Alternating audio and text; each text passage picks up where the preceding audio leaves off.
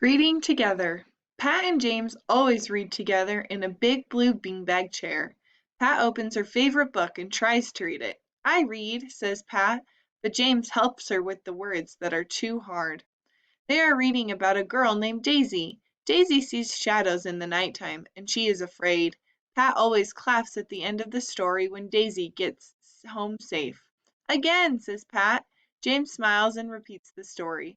Then Pat decides to read the book one more time by herself.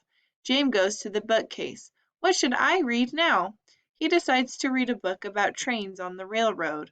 While he reads it, Pat tries to read a book about a greedy beaver. The doorbell rings and James gets the door. It is Sam. We are reading, explains James. It's rainy today, says Sam. We cannot go to the playground, so I will read too. It sounds like fun. Sam sits in the other big blue beanbag chair by himself. He is reading about a baseball player and his team. He likes the story and he is eager to read more. Then Grandma peeks into the room. She sees the three eager readers sitting on the big blue beanbag chairs. This looks like fun, she says. Reading is always a really good way to spend the day.